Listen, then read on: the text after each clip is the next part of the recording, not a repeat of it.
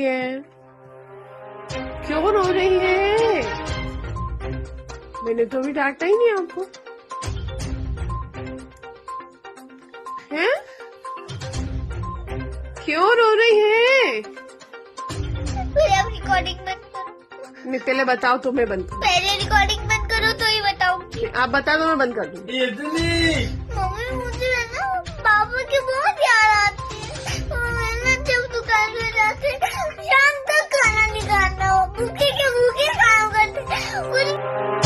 नमस्कार दोस्तों, एसटीएम ज्योति मौर्य अपनी बेटी को अपने पिता से नहीं मिलने दे रही है। मनीष दुबे के प्रति इतना प्यार है एसटीएम ज्योति मौर्य को कि अपनी बेटी को नहीं मिलने दे रही है अपने पिता से। जी हाँ दोस्तों, आदित्यनाथ योगी भी बुलडोजर से आलोक मौर्य के घर को उजड़वा दिए और आलोक मौर्य का कहना है मेरी बेटी को दे दो। देखिए कैसे रो रहे हैं अपनी बेटी को याद करके आलोक मौर्य।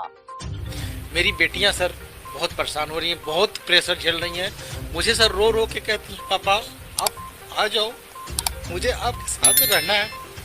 सर मेरा एक बसा बसाया घर इस मनीष दुबे की वजह से बर्बाद हो गया है सर।